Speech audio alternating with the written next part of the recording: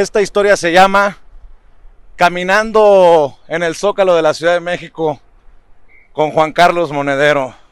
Querido Juan Carlos, ¿cómo ves México? Gracias por estos minutos. Muchas gracias por la invitación peripatética, ¿no? Así filosofaban los griegos clásicos caminando.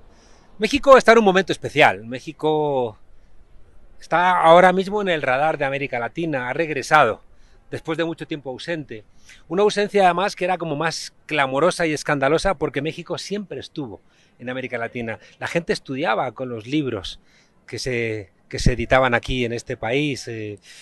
Siempre, incluso en los tiempos duros del PRI, donde tanto sacrificaba la democracia dentro, sin embargo, en la estructura internacional cuidaba a Cuba, respetaba, ¿no?, los procesos democráticos de fuera. México era a veces más importante democráticamente fuera del país que dentro.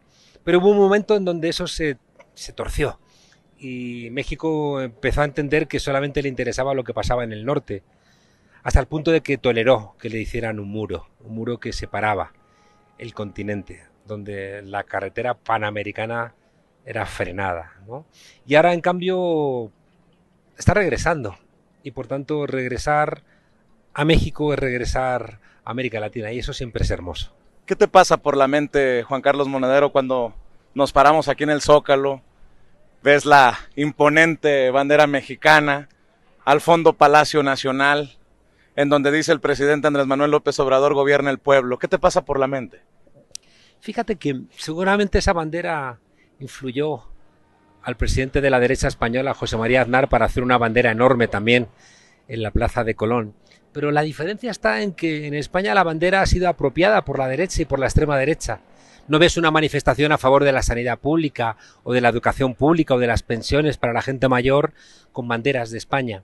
En cambio ves a las manifestaciones de la extrema derecha que no reconocen la democracia, que no reconocen al gobierno, llenas de banderas o reclamando golpes de Estado, y las ves llenas de banderas españolas. Aquí, en cambio, ustedes han sido capaces de identificar esa bandera con las mayorías.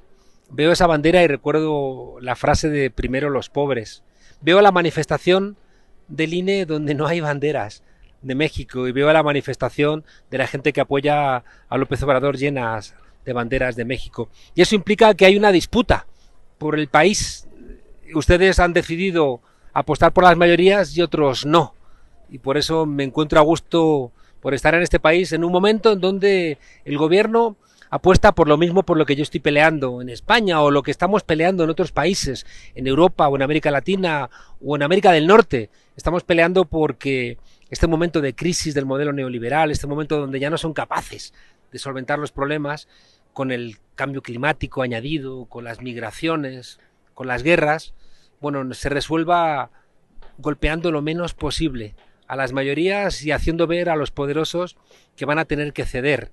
Aquí ustedes tienen una herramienta que es ese palacio de gobierno, diciéndole a las mayorías, tienen ustedes que ceder porque el pueblo nos ha votado. En España también la gente ha votado un gobierno de izquierdas, pero tenemos eso, los gobiernos, el poder lo tienen ellos y no dejan de ejercerlo. Caminemos un poco, Juan Carlos Monedero, y reflexionemos sobre eso. Se ganó una elección en el 2018, pero el dinosaurio neoliberal sigue moviendo la colita y muchos pensamos que lo hace desde el Poder Judicial. ¿Así es? Hay una cosa que la izquierda nunca terminó de entender. Incluso llegó a creerse que la derecha estaba en contra del Estado y ese era un error profundo. Recuerdo escribir como profesor de teoría del Estado sobre eso, decir que el fin del Estado era una mentira. Lo que se estaba terminando era el Estado social, era el Estado benefactor, era ese Estado que cuidaba a las mayorías. Y en cambio lo que estaba poniendo en marcha a la derecha era un nuevo Estado, basado en el derecho, basado en los jueces, basado en una regulación internacional que ataba de pies y manos a los estados, de manera que al final daba igual lo que tú votaras, porque te venía la Organización Mundial del Comercio, el Banco Mundial, el Fondo Monetario Internacional, el SIADI, la Agencia de Pagos de Basilea, a decir, usted no puede hacer eso, porque entonces le estrangulo financieramente. Poco a poco los Estados Unidos nos hizo dependientes del dólar, ellos controlan los códigos SWIFT, ellos controlan la gestión del dinero mundial. Cuando alguien ha cuestionado el dólar, les han dado golpes de Estado o les han ejecutado, como pasó pues con Gaddafi, como pasó con Saddam Hussein, en su crítica también, ¿no?, a Hugo Chávez en su momento. Cualquiera que cuestione el dólar como moneda de intercambio mundial es señalado por los Estados Unidos. Ahora mismo que Lula está resucitando la idea de una moneda común latinoamericana, Lula, igual que Petro, pues igual que López Obrador, pasan a estar en la diana, ¿no?, en el punto de mira norteamericano. Yo creo que estamos en un momento de cambio, estamos en un momento de inflexión, estamos en un momento donde lo viejo no termina de marcharse y lo nuevo no termina de llegar. Y decía Gramsci que en ese momento surgen los monstruos. Y ahora estamos en mitad de un momento donde se nos pueden llenar nuestros países de monstruos. Me decías, Juan Carlos, de que nos podemos llenar de monstruos y uno se preguntaría, esos monstruos no lanzan pelotas con la izquierda, sino con la derecha. Sí, y además visten de toga. Igual que también se enmascaran como periodistas independientes o como policías. Que resulta que al final son los policías los que se inventan pruebas contra los demócratas. Estamos en un momento complicado, ya digo, lleno de monstruos, porque el poder durante el último medio siglo, bueno, ha dado de comer a la gente que obedecía. Roma paga bien a sus traidores, o por lo menos les paga regularmente, aunque no les pague bien. Mientras que siempre la propuesta de cambio genera fatigas, genera por lo menos un intervalo donde hace falta muchos sufrimientos, ¿no?, hasta que llega la democracia y la gente puede otra vez, ¿no?, desarrollar su vida dignamente. En España, una diputada que está siempre en la frontera entre la derecha y la extrema derecha dijo que el último valladar, el último muro frente al gobierno del PSOE con Unidas Podemos iban a ser los jueces.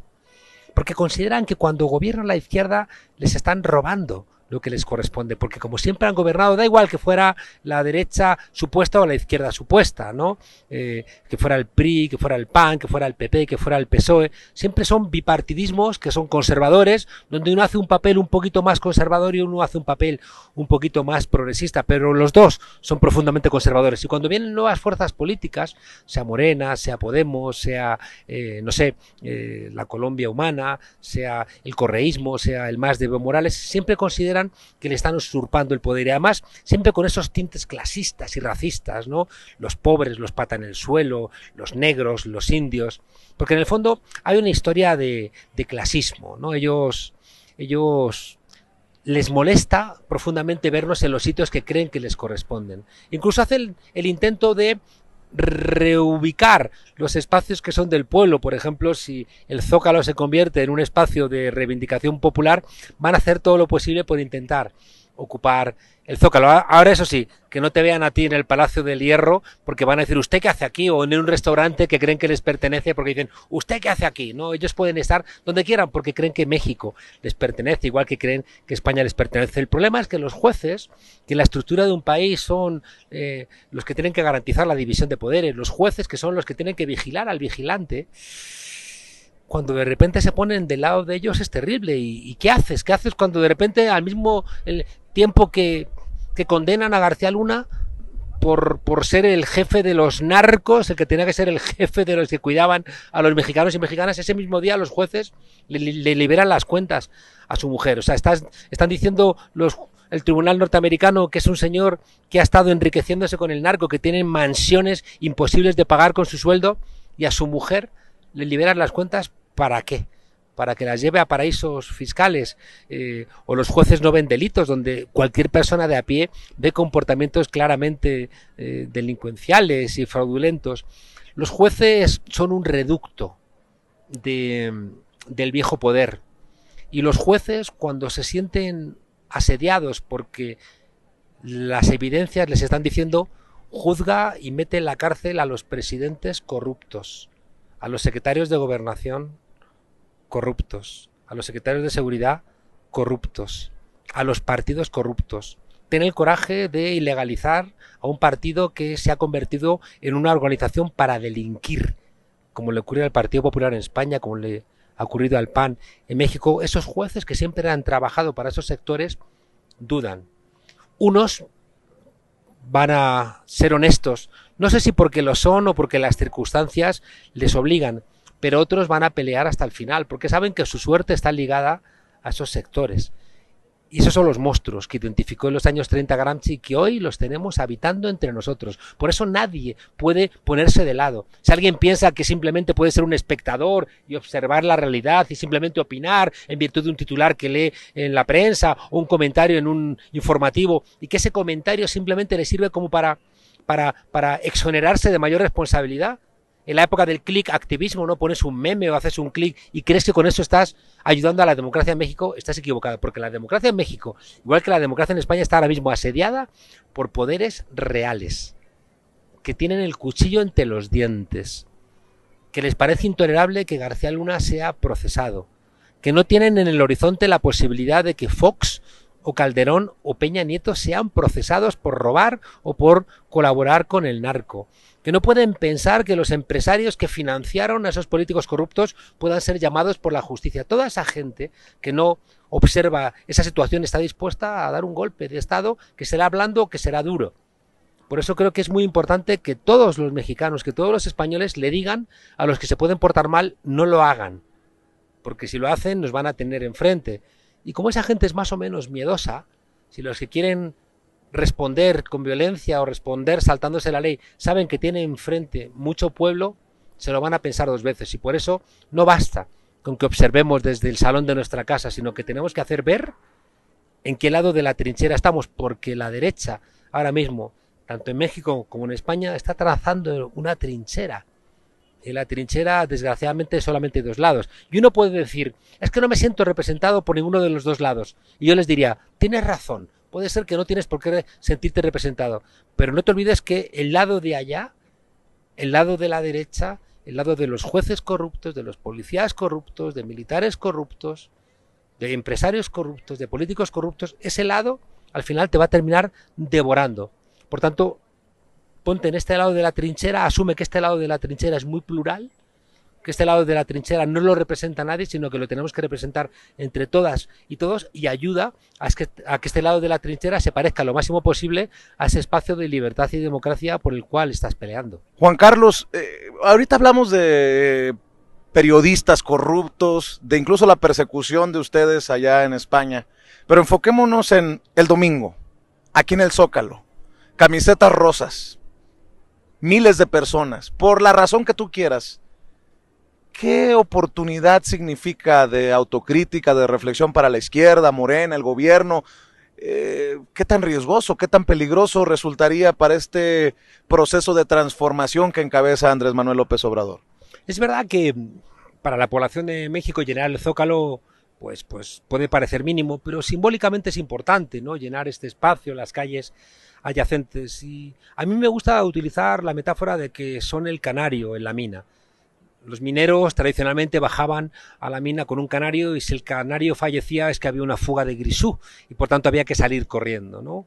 Yo creo que la derecha mexicana está sin rumbo político partidista. El PRI anda como pollo sin cabeza, donde no reconocen ni a su propio líder.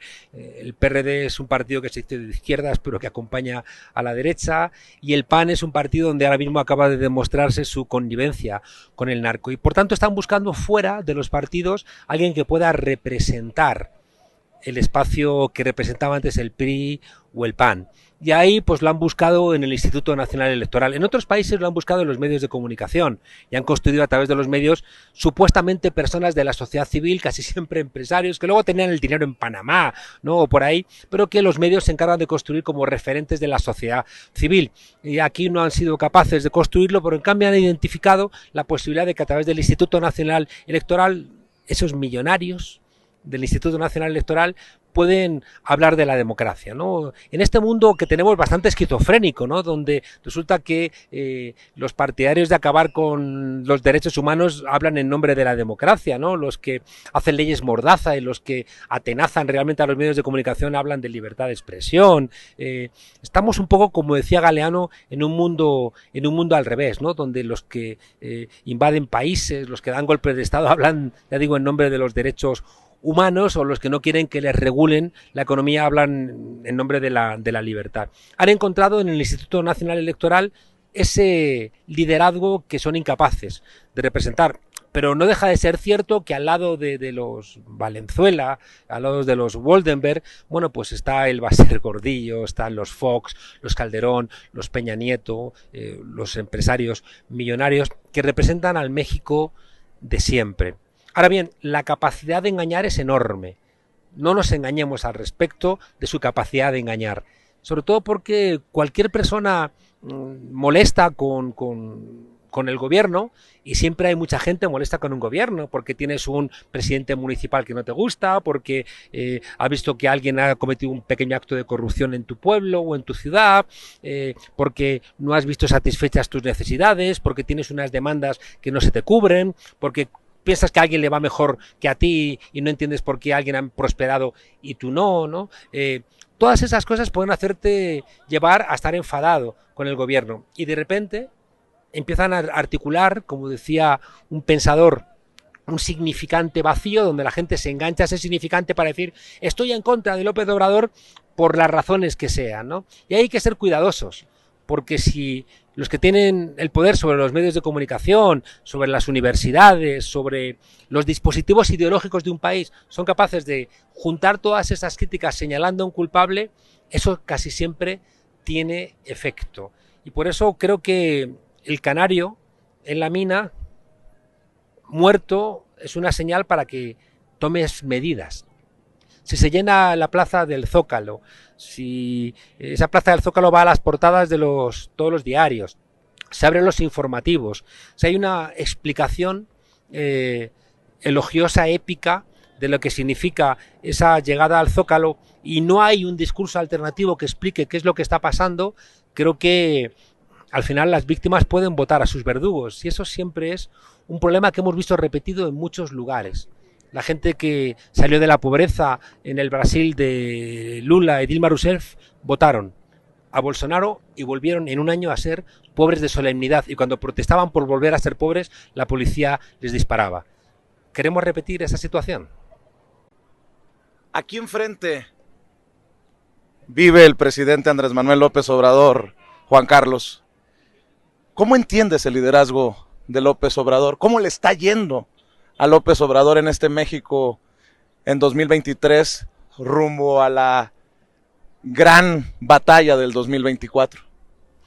López Obrador es uno de esos liderazgos de los que decía Neruda, hablando de Bolívar, surgen cada 100 años, porque son liderazgos que tienen detrás movimiento social y eso es lo complicado. López Obrador no sale de las últimas elecciones del 18.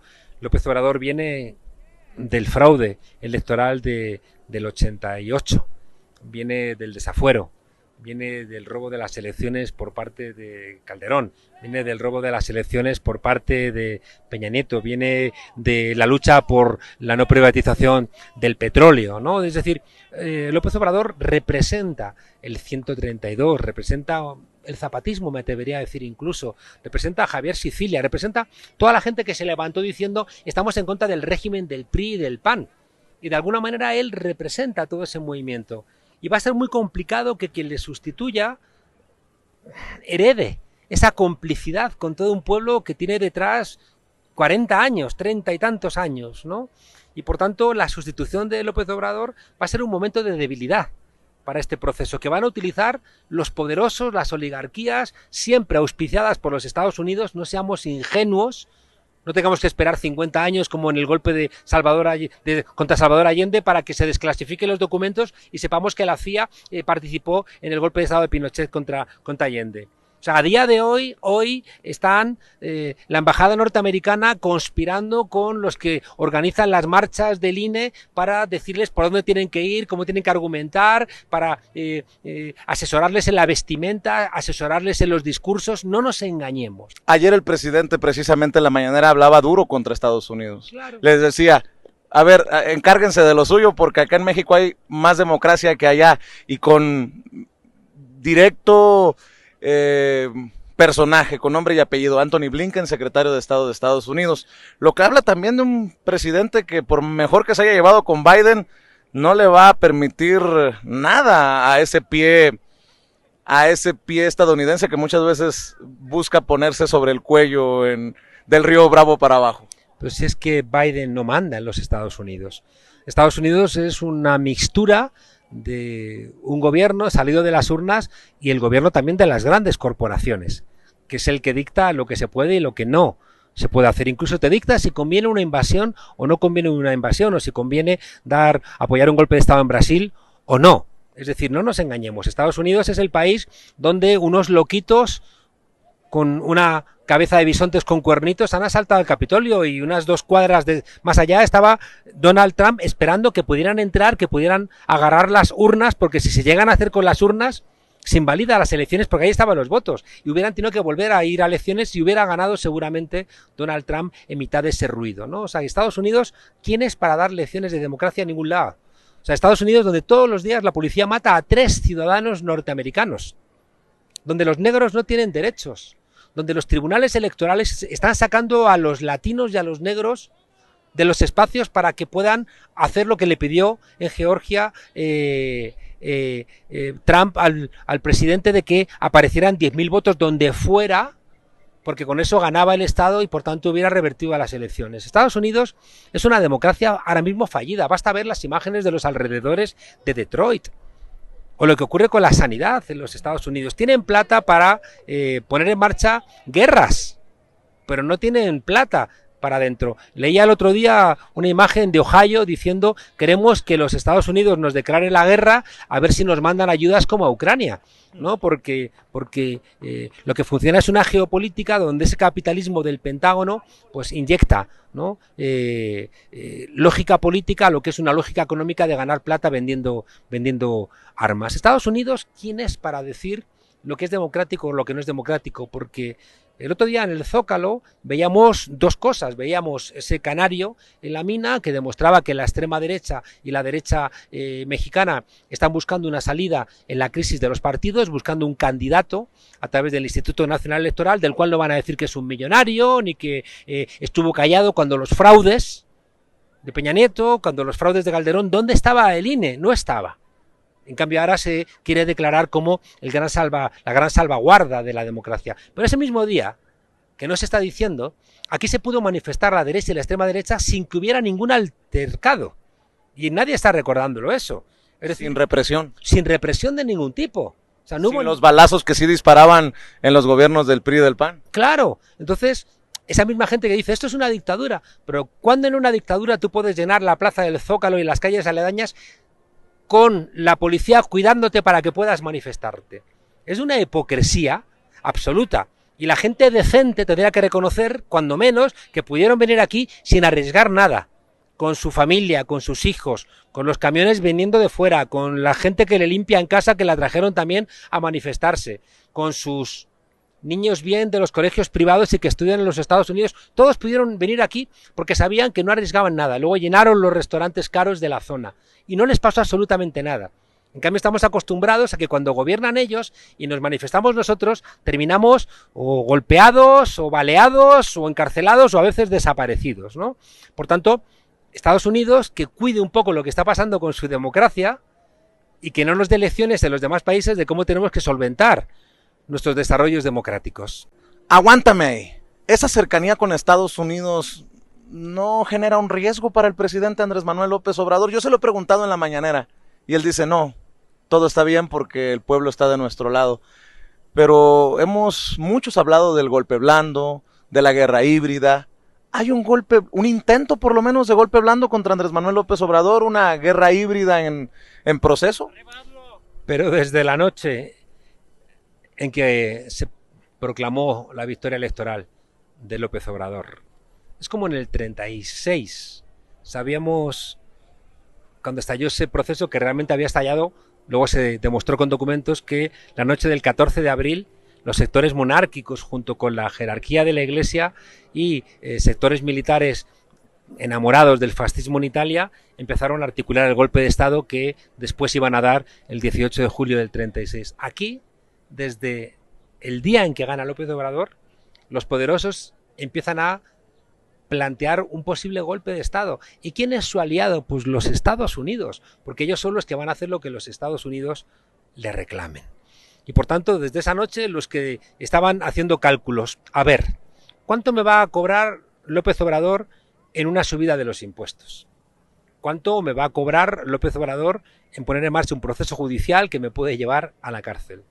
¿Cuánto me va a cobrar López Obrador por frenar mi tráfico de armas, mi tráfico de drogas o mi tráfico de gasolina?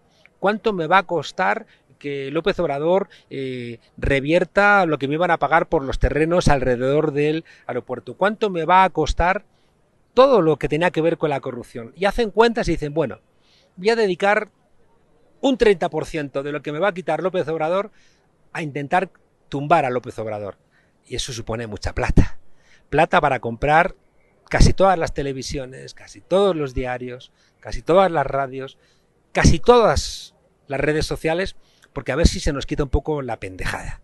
Estamos preocupados, ¿no?, por espacios en las televisiones cuando la pelea está en las redes sociales, en WhatsApp, o si me apuras, o en Facebook, o si me apuras, en sistemas mucho más actuales de geolocalización, donde señalan a cada ciudadano y saben lo que ha votado, lo que quiere y cuál es el mensaje particularizado que le van a mandar, ¿no? Estamos luchando contra la gente del poder.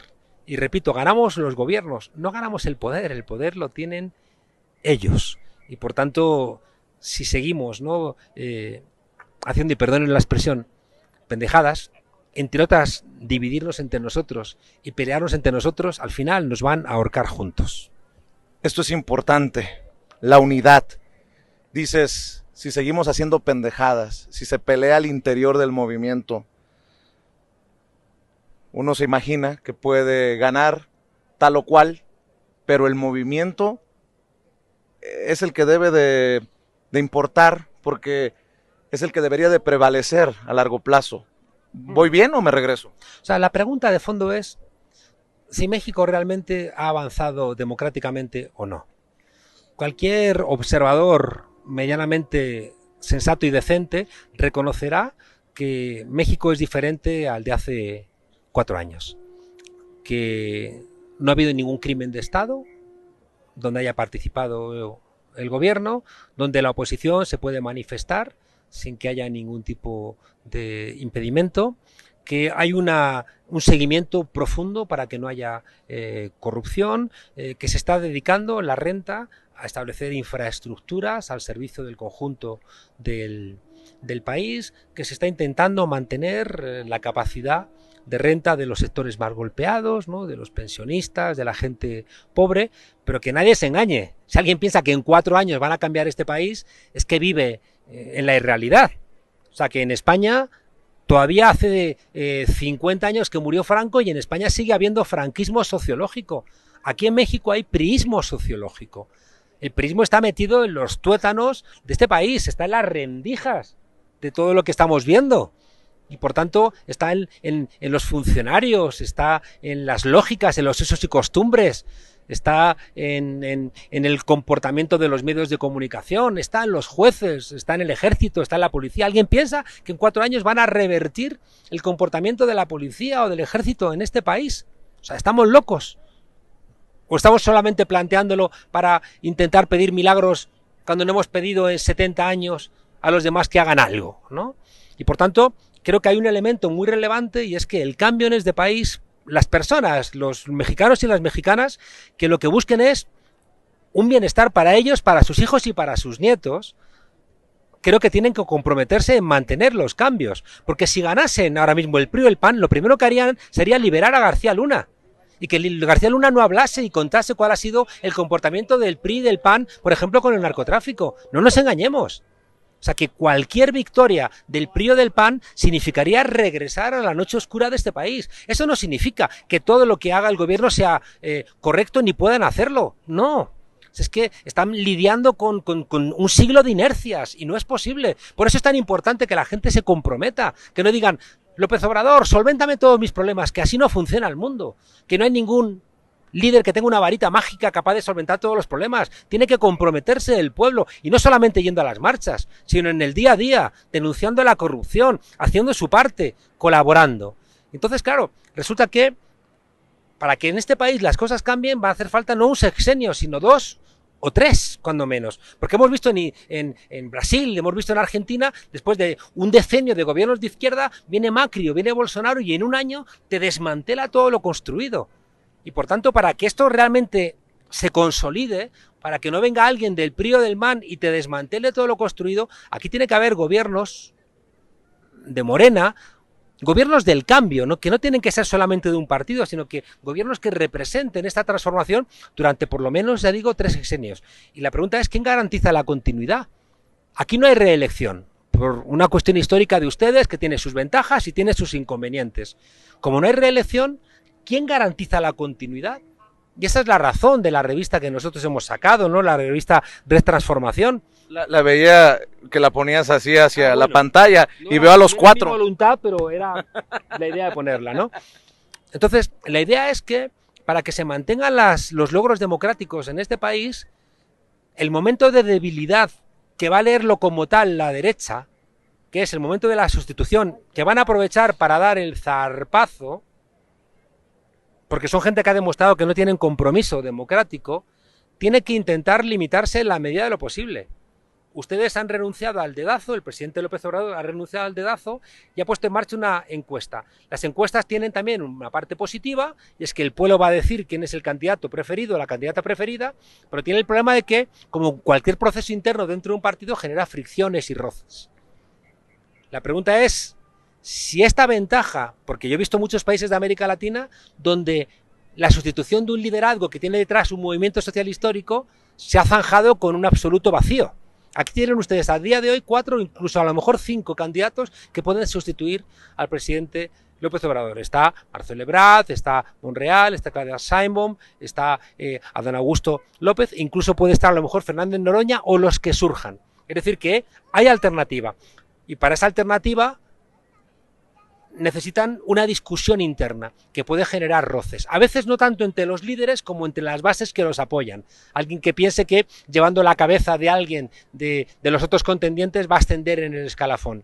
Y al final un proceso que tendría que ser democrático y que es un proceso de devolución al pueblo de las decisiones importantes se puede convertir en una lucha de todos contra todos donde Morena salga herido. Y si Morena sale herida del proceso de primarias, la derecha sale reforzada. Y por tanto, nadie que realmente tenga interés en el futuro democrático de México, nadie debiera golpear a ninguno de los demás candidatos en este proceso de encuesta. Al revés, que cuenten cuáles son sus alternativas, que cuenten por qué piensan que son los mejores candidatos o candidatas para dirigir este país, pero que no caigan en el error de pelearse entre ellos. Y por eso la idea de piso parejo que defendemos en la revista y que ha planteado el presidente es la garantía de que todos acepten finalmente el resultado y que quien gane diga he ganado en buena lid y quienes pierdan digan hemos perdido en buena lid. ¿Qué es lo que va a permitir que quien gane no lo gane todo y se refuerce con los demás líderes que son líderes espectaculares y que sería un despropósito dejarlos fuera del juego político porque han perdido la carrera presidencial? Y de la misma manera, los que han perdido tienen que tener la sensación de que no lo han perdido todo y que siguen siendo útiles en el desarrollo democrático de Morena y de México.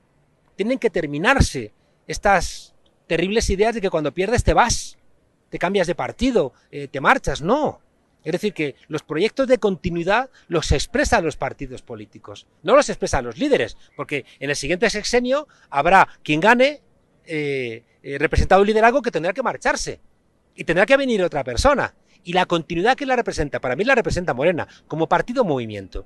Por eso es tan importante que Morena sea quien garantice la idea de piso parejo. Morena tiene que ser quien garantice que quien gane reciba el apoyo de todo el partido sin ningún tipo de cuestión.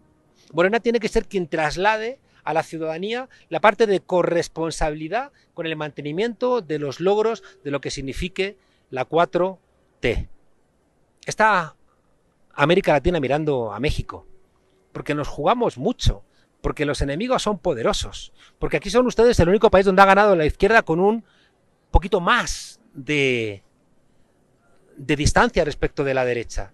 Y por tanto creo que su fracaso no les corresponde, no les pertenece. Sería el fracaso de toda América Latina y también nos perjudicaría en Europa.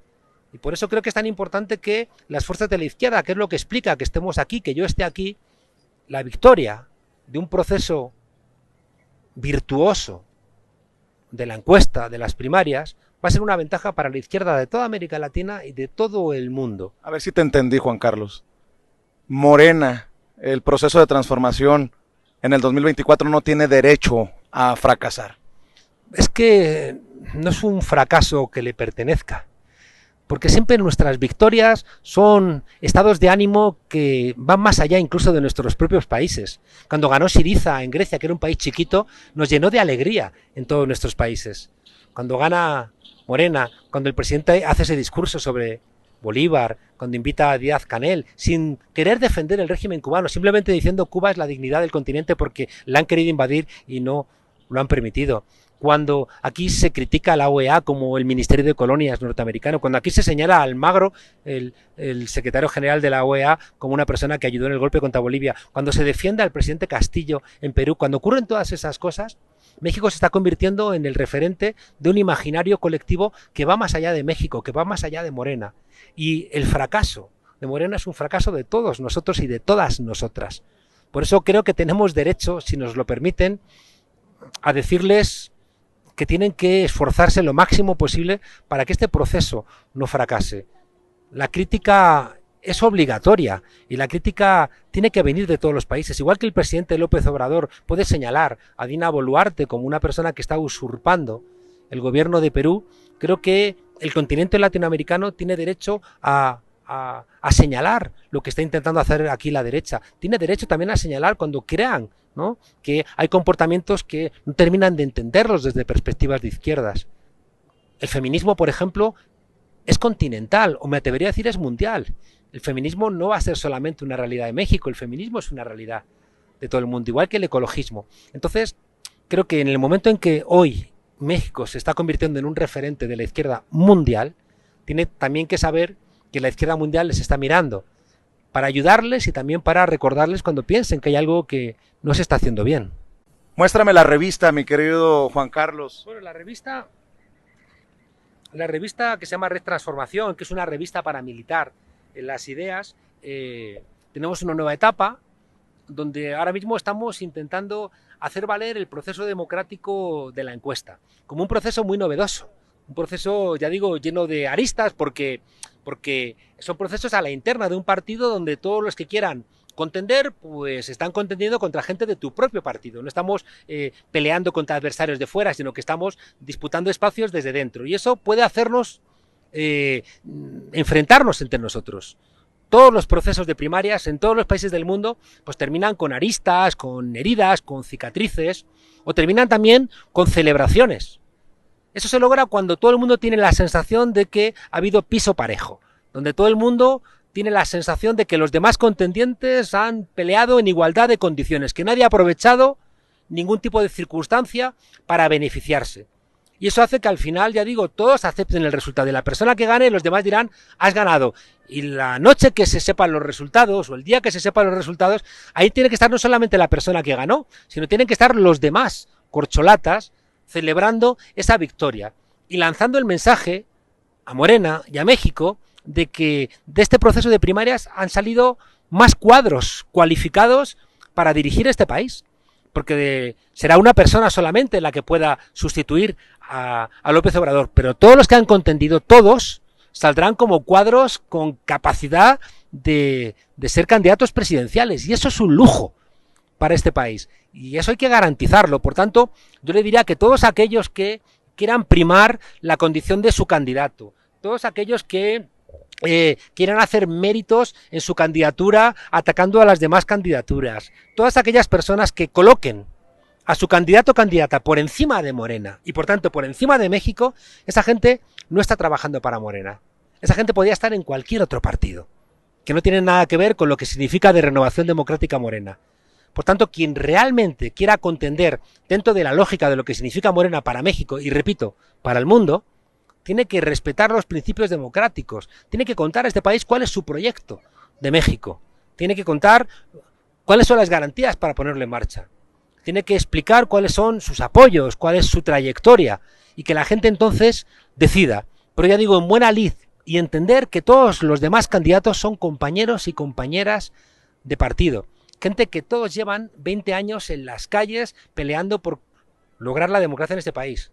Y a ver si resulta que porque de repente hay ahora un proceso de primarias, los compañeros que han estado espalda con espalda aquí en este Zócalo, luchando contra el desafuero, contra la privatización del petróleo, contra el robo de las elecciones de Calderón, contra el robo de las elecciones de Peña Nieto, todos esos que éramos camaradas, compañeros, amigos, hermanos, espalda con espalda, ahora porque hay un proceso de primarias nos enfrentamos unos contra otros. Es una tentación muy humana, pero es precisamente la que hay que desterrar. Y si es verdad que México está dando ejemplos de democracia a América Latina, ojalá este sea uno de los ejemplos que nos legue la posibilidad de hacer un proceso de primarias que no debilite, sino que refuerce. Muéstrame la portada de la revista, Juan Carlos, porque es la portada, la fotografía, la que también demuestra el piso parejo, ¿no? Sí, es decir, que es que la idea es una idea democrática. Por eso invito a toda la gente que nos escuche, que entienda que este proceso de encuesta es un proceso democrático, que participe. Te invito a ti, Vicente, que participes, ¿no? Colaborando en trasladar este mensaje de juego limpio, de piso parejo, de aceptar el resultado de la encuesta, de explicar el momento peculiar en el que está viviendo ahora mismo México, que explique también por qué la 4T tiene enemigos tan poderosos en los que antes trabajaban codo con García Luna o con otros corruptos, y que por tanto yo creo que defender un proceso de piso parejo en la interna, que ya no es de Morena, sino que es de los demócratas de México, creo que es una obligación de cualquier persona que quiera colaborar en este país. Y por tanto te invito a que me acompañes a recorrer el país y a discutir con la gente. Estamos invitando en todos los actos a representantes de todos los corcholatas, para que puedan expresar allí su idea y para que hagamos estas reflexiones conjuntamente. Y necesitamos gente de la sociedad civil como tú. ¿Has escuchado en México cuando dice uno, jalo? Pues sí. Que voy. Pues venga, ahí nos vemos. Bueno, pues ya, jalamos con esta propuesta de Juan Carlos Monedero, desde nuestra humilde trinchera de Sin Censura y las millones de personas que están suscritas a nuestros canales, para hablar precisamente de este piso parejo y de los riesgos, no solamente de las oportunidades históricas, sino de los riesgos históricos, porque a mí me asusta cuando hablas de esa derecha con el cuchillo entre los dientes, porque, híjole. Es que están ahí, es que los conocemos. En España, mira, en España recientemente se han hecho públicos audios de un comisario de policía que trabajaba con la derecha y que se reunía con jueces, se reunía con empresarios, con políticos, se reunía con otros policías, planteando inventarse pruebas contra Podemos. Esos están aquí, conspirando contra Morena. Están poniendo bombas hace 2 semanas contra Francia Márquez, en Colombia, contra la vicepresidenta colombiana. Son los que metieron en la cárcel sin pruebas a Lula da Silva, o asesinaron a Marielle Franco. Son los que están intentando que naufrague el gobierno de Alberto Fernández y están proclamando loas a la dictadura, otra vez en Argentina o en Chile. Por tanto, nos estamos jugando la democracia. Están nuestros países muy confrontados, y en un lado están los que estamos luchando con las posibilidades que tenemos a favor de la democracia, a veces al tiempo que caminamos atándonos los cordones, porque son situaciones inciertas, pero enfrente tenemos a los de siempre. Nosotros somos plurales, encontrándonos, aprendiendo a convivir, sindicalistas, con feministas, con gente humilde, con gente de diferentes sectores, ¿no? Y ellos, en cambio, son las familias de siempre, son los poderes de siempre, son los partidos de siempre. Y por tanto tenemos que encontrarnos, juntarnos. Creo que la gente que escuche tu programa seguramente es gente que lo que quiere es ideas para tener su propio criterio, no para que les adoctrinen, sino para encontrar sus propias soluciones y al final para construir su propia conciencia. Y a mí eso me gusta mucho, porque casi siempre termino mis charlas recordando a Bertolt Brecht, que decía que solamente los pueblos con conciencia son los pueblos que tienen esperanza. Qué emocionante estar en el Zócalo contigo, Juan Carlos. ¿Cómo están? Las plazas más hermosas del mundo. La gente aquí viéndonos grabar esta entrevista. Juan Carlos, ¿cómo están ustedes? Bien, bien. ¿Cómo está, señor? Me da mucho gusto saludarlos. ¿Cómo está? ¿Cómo le va? Sin censura, ¿eh? Eso. Echarle ganas, pues, yo quiero hablar algo, o sea, mire, yo estoy en contra de la pinche marcha esa del domingo y todo eso, porque yo siempre he seguido a Obrador antes de que llegara al poder y todo eso. Yo soy de provincia y siempre lo queremos al cabrón, a Obrador. ¿Ya me lo cabroneó? No, pero de cariño, o sea, de cariño. Cariño, mire, escucha, ¿cómo se llama usted? ¿Cómo se llama usted? Reinaldo Godínez Hernández. Reinaldo, fíjate. Yo soy de Guanajuato y allá yo peleo con la gente de nosotros porque puro pan y pan y pan con esos cabrones. Mira, los Reinaldos son el mandato popular de que no pendejeemos. Es el mandato popular de que si nos separamos, nos van a ahorcar juntos. Que anoche, o sea, yo estoy en contra sacaron incluso el sueldo de la Norma Piña, 325,000 pesos de sueldo y Obrador 111, entonces, ¿cómo es posible? Que se llegó al acuerdo de que nadie podía ganar más que el presidente y la señora gana 325,000. Y no le quiero echar a perder el día, pero también hay que decir que Lorenzo Córdoba se va a ir con una indemnización como de 9 millones de pesos y Ciro Murayama como con otros 7,5 millones. Digo, para que se enoje, pues, bien. Sí, pero mira, eso para ellos no es nada, lo que tienen guardado aparte. ¿Tú crees que nada más eso van a tener? No, esos cabrones tienen su guardado y todo eso. Acuérdate cuando tenía apartado Lorenzo Córdoba 500 millones para su retiro, que salió 500 millones para su retiro, se los detectó la SAT, o Hacienda se los confiscó y ahora creo nada más 9 millones se va a llevar, pero para ese cabrón no es nada, de veras, nada. Me da mucho gusto que se exprese, que le haya perdido el miedo a expresarse y qué mejor que en el Zócalo, ¿no? Sí, yo aquí trabajo y todo, entonces ¿Ya no tiene usted miedo de decir lo que piensa? No, porque durante mucho tiempo decir estas cosas que usted decía, aquí le podían costar un disgusto. Pues, olvídese, o sea, lo agarraban a madrazos a uno. Sí, de verdad no podías decir nada porque lo decías ahorita aquí y ya te estaban esperando allá a un lado y todo. Ahora no, ahora puede decir uno lo que uno quiera. Uno, o sea, es libre expresión. ¿Cómo le está yendo a López Obrador? Muy bien, le está yendo. Pero dentro de lo que cabe de todo lo que está haciendo, pero le está yendo mal con toda esa pinche bola del PAN, PRI, o sea, con los partidos que están de oposición del PRD, PAN y PRI, esos tres ya ves que los tiene encima y encima y encima.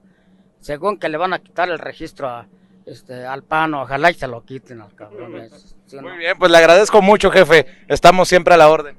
Cuídese mucho. Sí, Vicente, y yo siempre veo tu sin censura. Gracias. Veo a todos, pero más me invoco a eso. Ya cuando llego a la casa, prendo las redes sociales a ver cuál me gusta, chingue.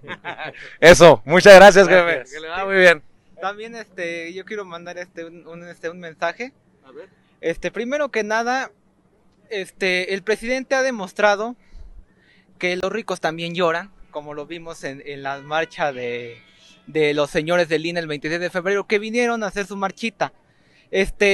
Después de que se declarara que el PAN, incluso vinieron varias personas políticas, por lo que no se me hace a mí que es una marcha ciudadana, es una marcha política, es una marcha que está opacada completamente, entonces se pierde la credibilidad, ¿no?, de decir que es una marcha ciudadana. Estos señores lo único que hacen es golpetear, mentir, atacar a nuestro presidente porque saben que es el segundo mejor presidente de la historia de México y de hecho ya se va a hacer lo de la fábrica de Tesla. O sea, para los que decían, no, es que AMLO no quiere a los empresarios, no va a traer inversión extranjera y ahora se va a hacer la fábrica de Tesla en México. ¿Cómo te llamas? Mario. ¿Cuántos años De tienes? hecho, ya había venido antes. Tengo ¿Cuántos años? ¿Cuántos? 15 años. Venga, ya. Más politizado que ¿Solo nosotros. tienes 15 años? Sí. Cuando yo tenía 15 años era tonto. Y tú eres ya una persona con criterio. Qué Pues envidia. sí, es que ahora sí, como lo decían, ¿no? Se dicen las cosas como son.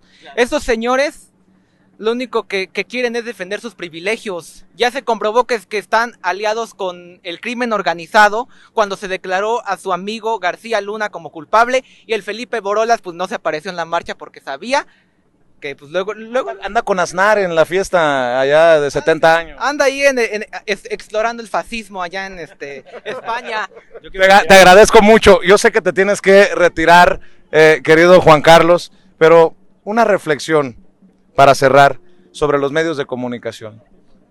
Esos que te meten el puñal y le dan vuelta contra ti, contra los compañeros en España, y que acá, básicamente con el mismo guión, le dan duro al presidente y a sus esfuerzos. Mira, los medios de comunicación nos ponen en una tesitura democrática. Se hace 100, 150 años, dependiendo de los países, tuvimos que pelear por el voto para dejar de ser súbditos y ser ciudadanos. Hoy, en 2023, o peleamos por unos medios de comunicación libres y plurales o vamos a volver a ser súbditos.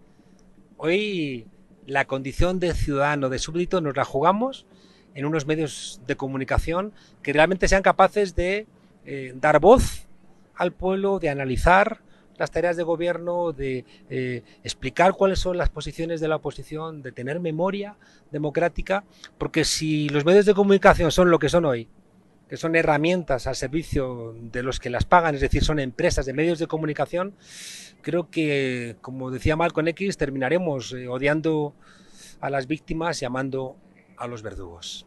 Y déjame Juan decirte Carlos, una última cosa, aquí en la plaza del Zócalo, donde esa catedral hermosa ocultaba, ¿no?, el mundo azteca. Yo entiendo que México tiene cuentas pendientes con España, pero me parece de una crueldad extrema que ustedes nos hayan mandado a Madrid a Peña Nieto, a Calderón y a Salinas juntos. Creo que han sobreactuado. mi querido Juan Carlos, te agradezco mucho. Y ya me contarás a dónde nos vamos en esa primera Gira con la revista Transformación. Pues cuenta que te voy a llamar y gracias por colaborar en algo que creo que es un desafío para todos. Y te lo digo yo, que no soy mexicano, pero me siento parte de este continente. Y creo que poder colaborar con vosotros y vosotras es un regalo. Y poder contar con gente también de tu independencia es un regalo. Suerte. Muchas gracias. Lo aprecio mucho por tus generosas palabras. Te tomo caminando por este zócalo, mi querido Juan Carlos. Cuídate mucho.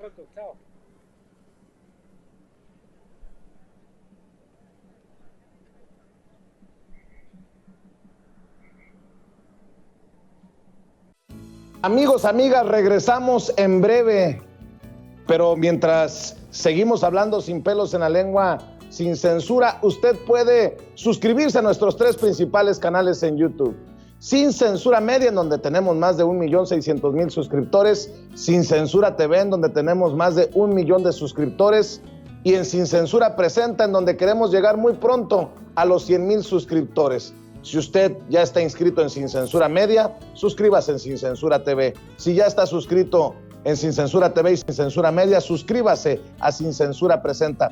Recuerde que es gratis, no tiene que sacar un solo centavo de su bolsillo para apoyarnos. Dele clic en la campanita para que los señores y señoras de YouTube envíen las notificaciones cuando estemos transmitiendo en vivo y en directo o estemos subiendo videos. También nos puede seguir en Twitter en @_Vicente Serrano y hasta en Instagram. Ojo, también estamos en Instagram. Son nuestras redes sociales y con el apoyo de ustedes seguimos creciendo, porque con ustedes todo, sin ustedes nada.